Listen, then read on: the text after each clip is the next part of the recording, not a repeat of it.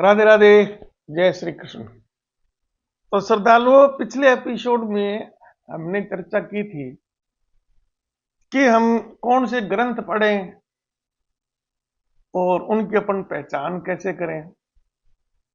तो उसी संदर्भ में आगे हम चर्चा करेंगे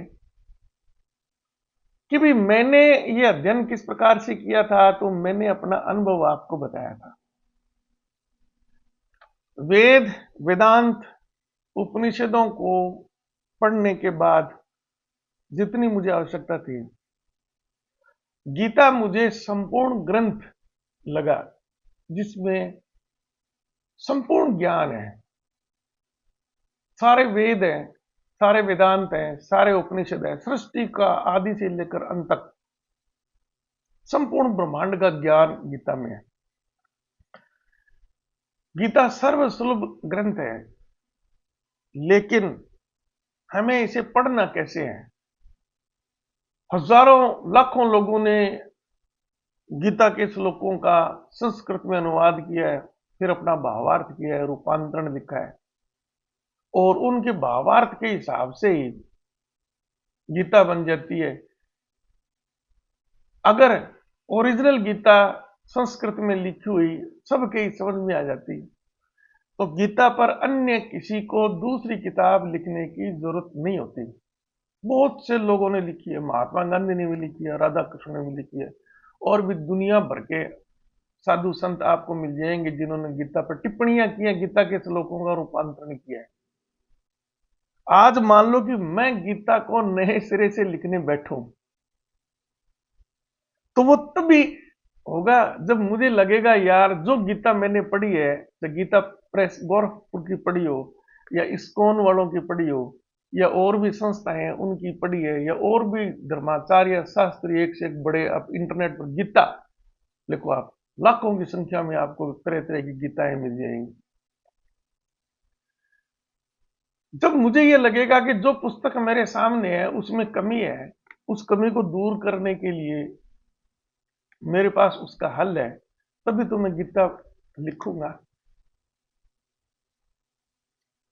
मैं आज आपके सामने इसलिए हूं क्योंकि जितने भी कथावाचक हैं जो टीवी पर आप देखते हो, मुझे लगा कि ये सही ना चीज बता नहीं रहे, या तो इनको खुद को समझ नहीं है, या फिर ये बताना नहीं चाहते।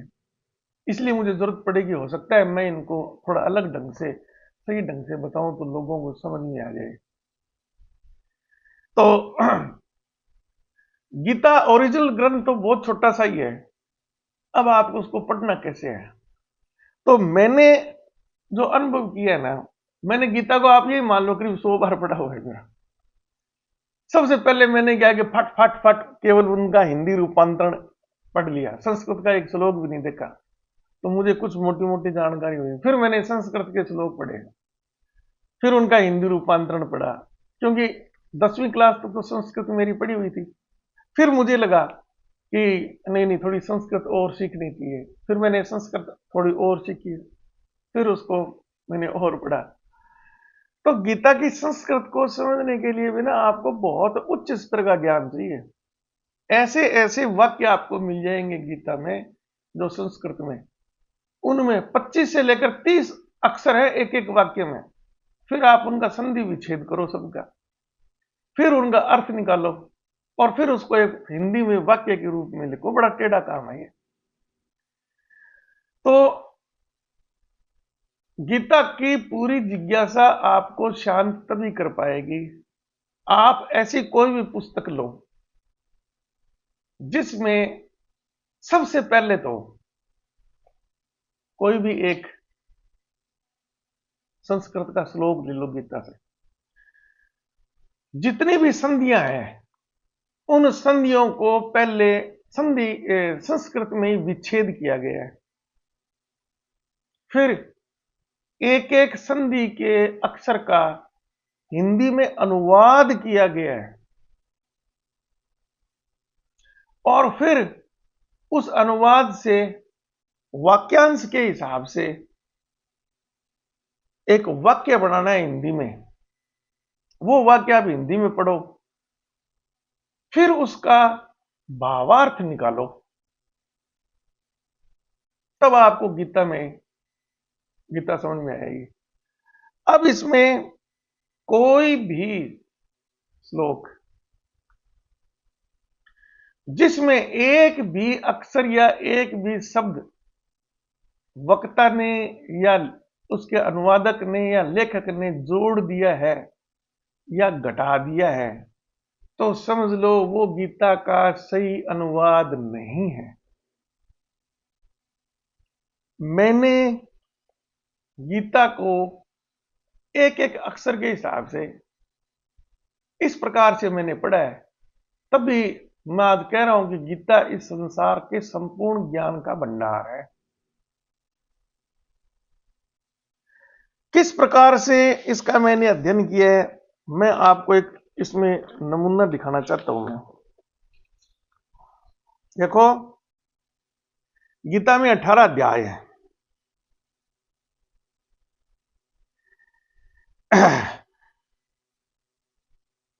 सबसे बढ़िया तो कृष्ण ने 3 वेद ही मुख्य आधार माने हैं गीता के, ऋग्वेद, सामवेद और यजुर्वेद। पुनर्जन्म के श्लोक कितने हैं? अध्याय नंबर 2 में 22, 26, 27, 28, अध्याय नंबर 6 में 43, 44, 45, अध्याय नंबर 9 में 21, 24 इत्यादि, यानी 10 श्लोक है जिनमें पुनर्जन्म है। ब्रह्म या कृष्ण को अविनाशी, निराकार, निर्वचनीय, अव्यक्त, अप्रकट्य, सर्वव्यापक, अकल्पनीय, परिवर्तनीय, शाश्वत, अचल, ब्रह्म की ये परिभाषाएं हैं। ये अध्याय नंबर 12 के श्लोक नंबर 4 में। आत्मसंतुष्टि, आत्मा जो शब्द है गीता में, वो आत्मीय संबंध, आत्मसंतुष्ट, आत्मनिष्ठा, इनमें आए हैं। तो ये शब्द कितने हैं गीता में? आत्मा शब्द आया है, पुनर्जन्म हो गया, चैप्टर नंबर, वे श्लोक जिनमें आत्मा तथा ब्रह्म और देवता शब्द का प्रयोग किया गया है।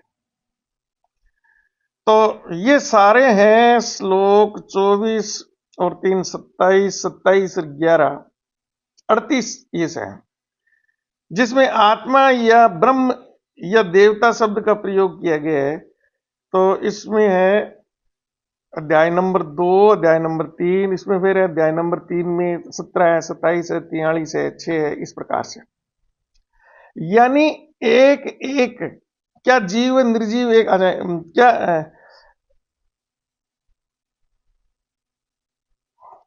गीता में कृष्ण ने मैं, मेरी, मुझ में शब्दों के प्रयोग ब्रह्म के लिए है। कृष्ण, गीता में कृष्ण ने जहां पर भी हे अर्जुन मुझ में निष्ठा रख, या हे अर्जुन संसार को उत्पन्न करने वाला भी मैं ही हूं, संसार को नष्ट करने वाला भी मैं ही हूं, तू मुझ में निष्ठा रख, वो मुझ में ही समाहित हो जाएंगे। तू निष्काम करेगा तो अंत में तू मुझे प्राप्त होगा। ये जितने भी शब्द कृष्ण ने प्रयोग किए वो ब्रह्म नाम की चीज के लिए किए हैं, ब्रह्म के लिए। इस प्रकार से आप गहराई से गीता का अध्ययन करेंगे। अब आपको एक बड़ा मजेदार मैं उदाहरण बताता हूं।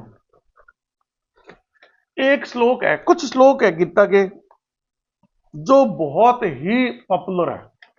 हर घर में आपको चित्र मिल जाएगा कृष्ण भगवान का रथ पर सारथी बने हुए, पीछे अर्जुन उनके मतलब योद्धा के रूप में, और महाभारत में सेनाएं आमने सामने खड़ी है। सब जगह मिल जाएगा आपको। यदा यदा ही धर्मस्य ग्लानिर्भवति भारत अभ्युत्थानम धर्मस्य तदात्मन सदन्यम, बहुत प्रसिद्ध श्लोक है। इसके बाद में इसके समतुल्य मान लीजिए, दुनिया सब जगह आपको श्लोक मिल जाएगा, लोगों के मुंह से उच्चारित होता हुआ। ये आधा ही बोलते हैं लोग, पूरा नहीं बोलते। कर्मण्यवाधिकारस्ते मां फलेषु कदाचन मां कर्म फल हेतु भूर्मा ते संगोत्स्व कर्मणि, ये पूरा नहीं कोई बोलता, लेकिन कर्मण्यवाधिकारस्ते मां फलेषु कदाचन ये फट से वो लोग बोल देंगे, खट से इसका ठोक देंगे। कर्म किए जा, फल की इच्छा मत करे इंसान। इस पूरे श्लोक के बगैर ये श्लोक बिल्कुल अर्थहीन है, त्रुटिपूर्ण है ये। लेकिन बस गीता का श्लोक है जी, कर्म का फल मिलेगा और कर्मण्यवाधिकारस्ते मां फलेषु। इन सब की व्याख्या करेंगे। एक और श्लोक है, वो भी इतना पॉपुलर है, जो सबसे ज्यादा त्रुटिपूर्ण उसकी व्याख्या होती है। यहीं से ही सारा कंफ्यूजन उत्पन्न होता है। सबसे खतरनाक श्लोक है ये, जिसको अच्छे अच्छे विद्वानों त्रुटिपूर्ण बताया, अच्छे अच्छे विद्वानों ने। अब मैं श्लोक पढ़ूंगा, ध्यान रखना। नैनम छिदंती शस्त्राणि, नैनम दहति पावक, न चैनम क्लेदियंतापो, न शोष्यति मारुत।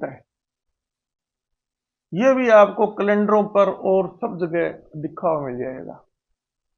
मैंने आज तक जो अभी आप स्क्रीन पर देख रहे हैं उसमें भी देखो ये त्रुटि है। अच्छे अच्छे विद्वान, इस्कॉन की गीता ले लो, गीता प्रेस गोरखपुर की ले लो, कहीं की भी ले लो, सब में त्रुटिपूर्ण है। आज तक भी मैंने इस श्लोक का हिंदी अनुवाद सही नहीं देखा, मेरी गारंटी है आपको भी नहीं मिलेगा, नहीं मिलेगा, नहीं मिलेगा। सब ने अपने भाव व्यक्त कर दिए, भाव के हिसाब से घुसेड़ दिया अंदर। खट से ये श्लोक बोलते ही ना आपके दिमाग में आता है इसका हिंदी अनुवाद क्या आता है, आत्मा को शस्त्र से काटा नहीं जा सकता। क्या बात है। आत्मा को अग्नि जला नहीं सकती, आत्मा को जल गीला नहीं कर सकता, आत्मा को हवा सुखा नहीं सकती। क्यों? यही है ना। अब संस्कृत का श्लोक पढ़ो, उसमें कहीं पर भी आत्मा नाम की चीज है क्या? इसका शुद्धतम संधि विच्छेद के साथ में जो हिंदू रूपांतरण होगा ना, वो क्या होगा? गौर से सुनो आप इसको। नैनम यानी न एनम, न एनम छिदंती शस्त्राणी। अब न का मतलब नहीं है, एनम का मतलब क्या है? यह है, वह है, या जो है, या वो है, आत्मा नहीं है। एनम का मतलब आत्मा नहीं है। आत्मा नाम का, आत्मा जीव प्राण इस प्रकार का कहीं पर भी इसमें शब्द नहीं है। सबसे पॉपुलर शब्द है, सबसे ज्यादा त्रुटि इसमें मिलती है आपको। अब लोगों ने गीता पढ़ी अपने भाव के हिसाब से, उसने किसी को लगा कि आत्मा को शस्त्र से काटा नहीं जा सकता, अग्नि उसको जला नहीं सकती, जल उसको गीला नहीं कर सकता, हवा उसको सुखा नहीं सकती। कोई जीव बोल देगा, कोई प्राण बोल देगा, आत्मा को कोई सूक्ष्म बोल देगा, कोई वृत्त बोल देगा। शरीर के विषय में दुनिया भर के कंफ्यूजन है, स्थूल शरीर है, कारण शरीर है इत्यादि, दैहिक शरीर है। तो ये जो शब्द है ना, जीव, आत्मा, परमात्मा, अपरा इत्यादि, ये सारे के सारे शब्द बहुत कंफ्यूजिंग शब्द है। ये जब तक वो जीव भटकता रहता है, आत्मा अमर है, आत्मा अजर है, फिर वो जीव की मोक्ष हो जाती है, आत्मा की मोक्ष हो जाती है, वो इस प्रकार के शब्द है ना, ये सारे कंफ्यूजन है। गीता इतनी वैज्ञानिक है, इतनी वैज्ञानिक है कि E बराबर MC स्क्वायर है ना, तो वो E बराबर MC स्क्वायर ही है। वहां पर M की जगह N नहीं होता, स्क्वायर की जगह क्यूब नहीं हो सकता। इक्वलेंस का जो है ना, वो लेस देन या मोर देन नहीं हो सकता। तो जिस प्रकार से विज्ञान में किसी भी एक अक्षर का महत्वपूर्ण एक एक अक्षर है। अब कृष्ण भगवान यहां क्या बताना चाहते हैं, यह अध्याय 2 सांख्य योग में है। ये अध्याय 2 में गीता केवल, आपको आश्चर्य होगा, आत्मा नाम का जो शब्द है ना, अध्याय 2 में केवल अध्याय 2 के 55वें श्लोक में आत्मा शब्द बोला है कृष्ण भगवान ने। टोटल 70 या 78 इसके वो है, केवल 55वें श्लोक में आत्मा, बाकी कहीं आत्मा नाम का शब्द नहीं है। और संपूर्ण ज्ञान का भंडार है प्रथम श्लोक, पुनर्जन्म वगैरह सारे, जो दूसरा अध्याय है सारा का सारा है। अब इसका शुद्ध हिंदी रूपांतरण है ना, ये भी मैंने एक किसी वो इंटरनेट पर आपको 4-5 प्रकार की मिल जाएंगी, गीता हजारों लाखों प्रकार की मिल जाएंगी।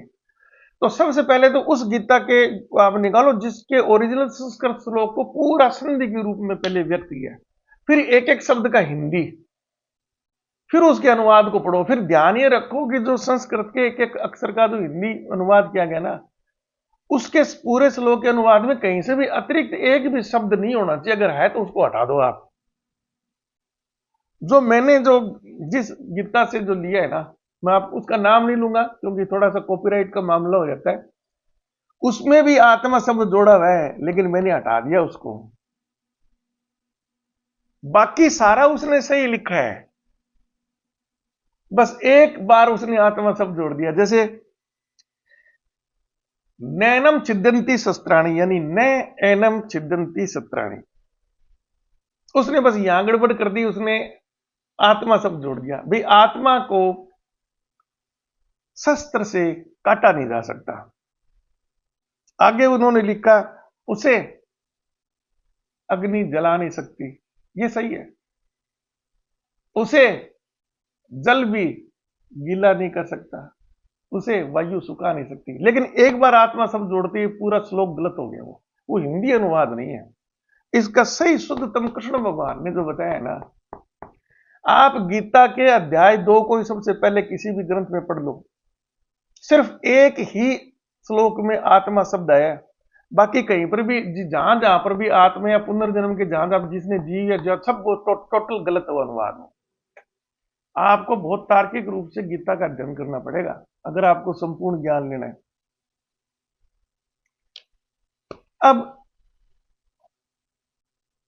सही इसमें अर्थ क्या है?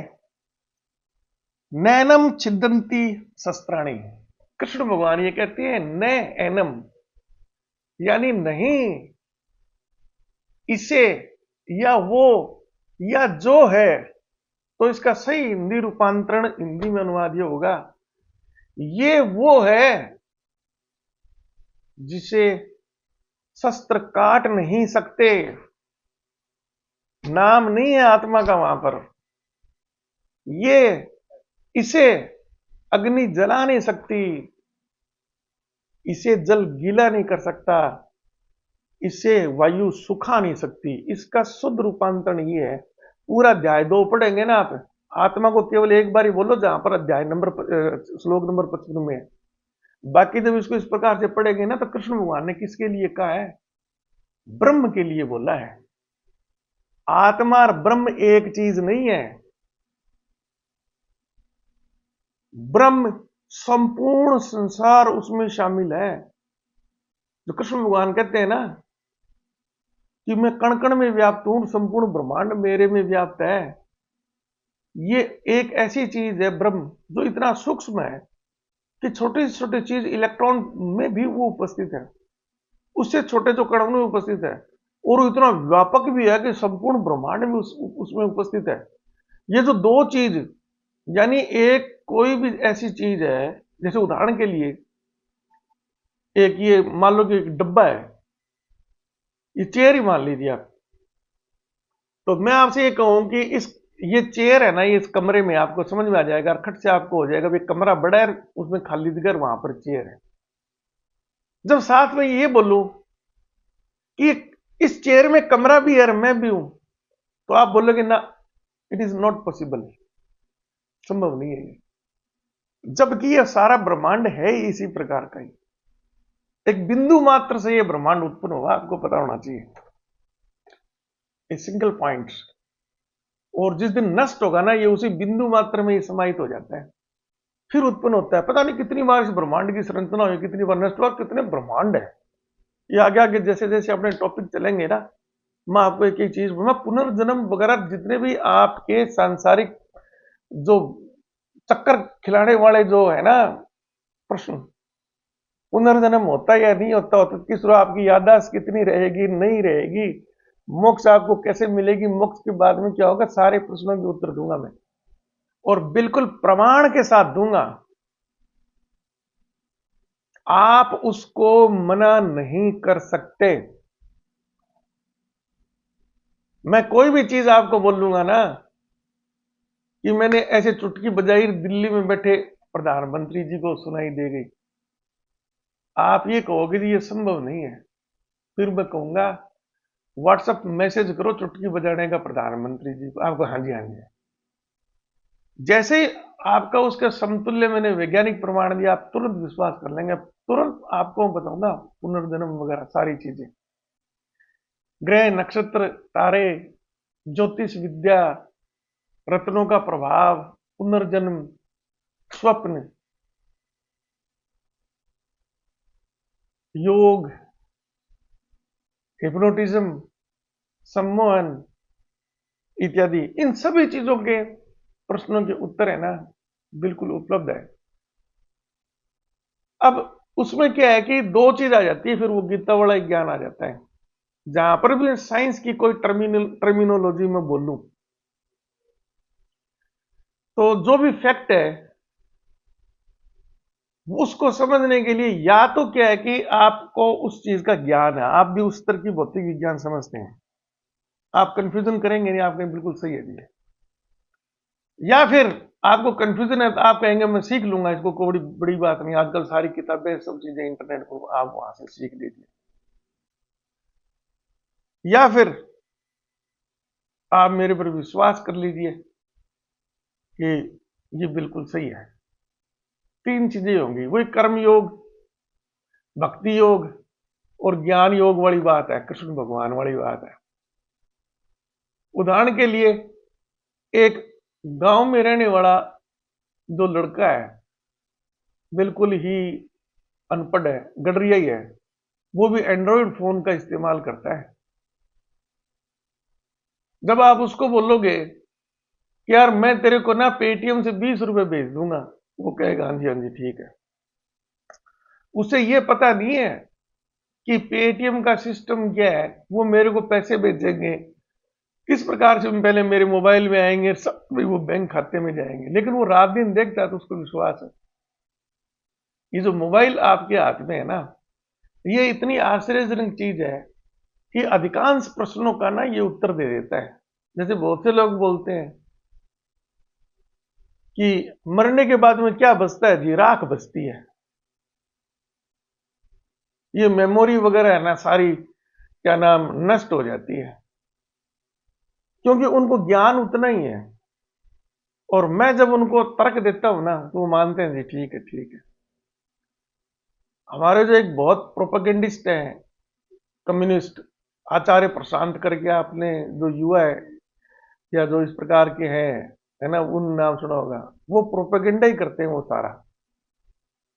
वो इसी प्रकार का वो कहते हैं जब आपने मोबाइल नष्ट कर दिया तो क्या बच गया मोबाइल में, मोबाइल जो आपके हाथ में हैंडसेट है आपने जला के नष्ट कर दिया।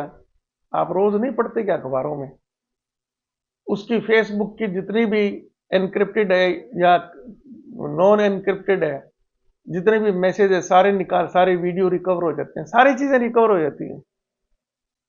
आप तो देखते हो ना ये, आप नया मोबाइल लेने के लिए जाते हो है ना, पहली बात तो साइंस का ही सिद्धांत है ये, nothing can be created out of nothing, शून्य से कुछ भी उत्पन्न नहीं हो सकता। दूसरा, साइंस के इटरनल नियम है ये, एनर्जी के बारे में भी है, मैटर के बारे में भी है, और आप किसी के लिए भी इसको लागू कर सकते हैं। Energy can neither being destroyed nor being created, matter के लिए भी, matter can not be destroyed and can created, हर चीज पर यह नियम लागू होता है। शून्य से कुछ उत्पन्न नहीं हुआ है, यानी हमारा जो जन्म हुआ है अनायास नहीं है कि शून्य से हो गया है, कुछ न कुछ था जिसने ये रूप परिवर्तित किया है जो आज हम इस मनुष्य योनि में, और जब हम मरेंगे है ना तो नष्ट, हमें लगेगा कुछ चीज गायब हो गई है वो, लेकिन वो नष्ट नहीं हुई है, वो हमें नहीं, हमारे जो जो ज्ञानेन्द्रिय है ना उसको नहीं पहचान पा रही, वो नष्ट नष्ट नहीं हुआ वो। रूप बदल लेते हो, उसका रूप परिवर्तित हो जाएगा। तो जब इस प्रकार से आप ये चीज समझेंगे, जैसे उदाहरण के लिए भौतिक विज्ञान अगर आपने पढ़ी हो, है ना, तो फोटोन की जो हम क्वांटम सिद्धांत पढ़ते हैं या और भी जो सिद्धांत पढ़ते हैं, तो फोटोन क्या है कि एक लाइट की एनर्जी का स्मॉलेस्ट वेव फॉर्म में पार्टिकल है ना, वो नष्ट नहीं होता, वो उत्पन्न भी नहीं होता। वो एनर्जी की एक फॉर्म से दूसरी फॉर्म में फोटोन के रूप में दिखाई देता है और फिर वो नष्ट नहीं होएगा, वो अन्य किसी एनर्जी की फॉर्म में चला जाएगा। अगर वो एक ही फॉर्म में तो लगातार वो ट्रेवल करता रहेगा लाइट की स्पीड से, मल्टीपल उसके रिफ्लेक्शन होते जाएंगे। यहां से चला चंद्रमा से टकराया, चंद्रमा से टकराया ब्रह्मांड में और किसी तारे से टकराया, वहां से टकराया वापिस आ गया, इस प्रकार से। तो nothing can be destroyed, nothing can be created. तो शून्य से कुछ उत्पन्न नहीं होगा, कोई भी चीज है समाप्त होकर एनिहिलेशन ऑफ मैटर है, तो उसमें भी क्या है कि मैटर कंप्लीट हमें दिखाई देगा भी मैटर नष्ट हो गया, लेकिन वो कंप्लीटली एनर्जी में बदल जाता है। यहीं से ही आपको क्या है कि पुनर्जन्म की सत्यता, अगर ये ब्रह्मांड सत्य है ना, तो ये पुनर्जन्म भी उतना ही सत्य है। होता कैसे है, कितना आपको याद रहता है, कितना आपको नहीं याद रहेगा, किस कारण से आपका पुनर्जन्म होगा, ये चीजें आगे हम इन सभी चीजों का अध्ययन करेंगे। एक बहुत छोटी सी चीज है कि आज अब मान लो आपका मोबाइल है, ये नदी में गिर गया। अब आप चाहते हो जी मेरे को तो हूबहू वही चाहिए सारी चीज, तो बाजार में मिल जाएगा आपको, ये एंड्रॉयड फोन मिल जाएगा आपको, ये कंपनी से दूसरी मिल जाएगी आपको, मोबाइल आपका जो सिम वाला वो भी मिल जाएगा आपको, सारे जीमेल अकाउंट वगैरह सारे आपकी वीडियो नहीं होते हैं कि आपने नहीं फीड करवा लेते हैं, फोन बुक वगैरह सारी चीजें करवाते हैं ना, कहाँ थे वो? अगर उस मोबाइल में होते हैं तो वो मोबाइल के साथ में उनको नष्ट हो जाना चाहिए। आचार प्रस्थान ये तो कहता है कि वो नष्ट हो गए तो हो गए, अरे कहाँ हो गए वो? स्टोरेज है उनकी सबकी। फिर आपको होगी जी तो स्टोरेज तो अब बनी है, वो बनी है, स्टोरेज हमेशा ही थी। स्टोरेज कहाँ होती है? पेन ड्राइव में होती है, हार्ड डिस्क में होती है, सीडी में होती है। किस चीज से बनी हुई है वो? मैटर से ही तो बनी है, ये पूरा ब्रह्मांड मैटर ही है। आपने एक बार हेलो बोला है ना, तो कोई जरूरी नहीं कोई डिवाइस उसको स्टोर करे, वो ऑटोमेटिक इस ब्रह्मांड में स्टोर है। जब कोई व्यक्ति मरता है तो जो चीज आपको लगती है उसको आप प्राण बोलो, ब्रह्म बोलो, आत्मा बोलो, भी आपकी शरीर से निकल गई है तो नष्ट नहीं हुई, वो स्टोरेज है वो। इससे सारी चीजें गीता में कृष्ण भगवान ने बताई है। आपके संचित कर्म है वो आपकी योनि को निर्धारित करेंगे, आप कहां पर रहेंगे, कितने समय तक जब तक आपकी मोक्ष नहीं होएगी ना। नष्ट मोक्ष में भी कुछ नहीं होता, वो ब्रह्म यानी परमात्मा में विलीन हो जाता है वहीं पर भी वो, उसकी सारी सेंसेस हैं। आपका जन्म होता है, देखते हैं आप परिवार में बच्चे पैदा होते हैं, किसी नाना से उसकी आंख मिल रही है, किसी दादा से उसका रंग आया है, किसी की चाल आ रही है, किसी की वो नहीं आते क्या, वो कहां से आ रहे हैं? वो नाना आज बैठा थोड़ी, उसको तो मरे भी आज 100 साल हो गए, दादे को परदादे सड़दादे गुजरे हुए डेढ़ दिन की याददाश्त को बताते हैं। नष्ट कुछ नहीं होता। तो इन सभी विषयों पर हम चर्चा करेंगे। तो अभी हम ये टॉपिक एक बार यहीं पर समाप्त करते हैं। वीडियो को लाइक करिए, शेयर करिए, सब्सक्राइब करिए। धन्यवाद।